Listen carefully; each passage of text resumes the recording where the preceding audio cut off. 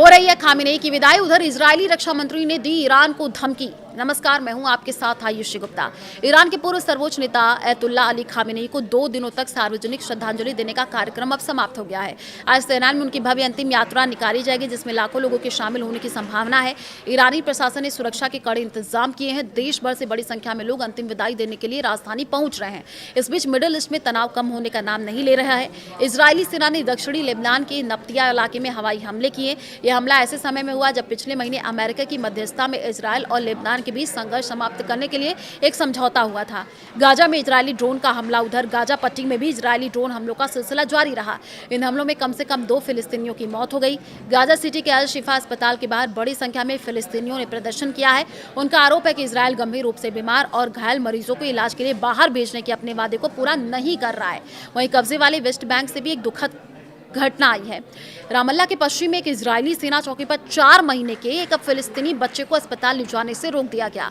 इलाज में देरी होने के कारण मासूम बच्चे की मौत हो गई। इस घटना के बाद क्षेत्र में गुस्सा बढ़ गया। लगातार हो रहे हमले और मानवीय संकट के बीच पूरे इलाके में हालात बेहद तनावपूर्ण बने हुए हैं। फिलिस्तीनी उपनिवेश और दीवार प्रतिरोध आयोग के अनुसार 2026 के पहले 6 महीनों में इजरायली सेना और यहूदी बसने वालों ने कब्जे वाले वेस्ट बैंक में 11,074 हमले किए हैं। आयोग का कहना है कि यह बढ़ोतरी इस बात का संकेत है कि इजराइल वेस्ट बैंक में नई बस्तियां बसाने और फिलिस्तीनियों को उनकी जमीन और घरों से हटाने की मुहिम को तेज कर रहा है। आयोग के मुताबिक इन कार्रवाइयों के कारण कई फिलिस्तीनी समुदाय पर लगातार दबाव बढ़ रहा है। उन्हें अपना इलाका छोड़ने के लिए मजबूर किया जा रहा है। इजराइल को नुकसान पहुंचाने के बारे में सोचा भी तो बनोगे टारगेट। जी हां, कॉट्ज इजराइल के रक्षा मंत्री इजराइल कॉट्ज ने ईरान के नेताओं को बड़ी चेतावनी देते हुए कहा है कि अगर कोई भी ईरानी नेता इजराइल को नुकसान पहुंचाने की कोशिश करेगा तो उसे भी निशाना बनाया जाएगा।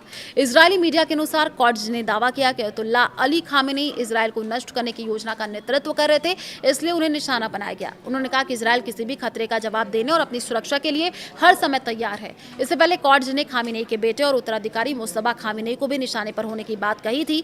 इस बयान पर ईरान ने कड़ी आपत्ति जताई। ईरान के विदेश मंत्री अब्बास अरागची ने कहा कि ईरानी जनता और नेतृत्व की दी गई किसी भी धमकी का तुरंत और सख्त जवाब दिया जाएगा। जी हां, ईरानी संसद अध्यक्ष का बयान आया है। ईरान के बिना लेबनान में नहीं होगी शांति।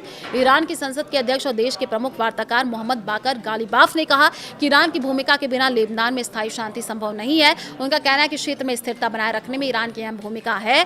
गालिबाफ ने यह बात तेहरान में हिजबुल्लाह के वरिष्ठ नेता मोहम्मद फनीश से मुलाकात के दौरान कही है। फनीश अयतुल्ला अली खामेनेई के अंतिम संस्कार में शामिल होने के लिए ईरान पहुंचे हैं।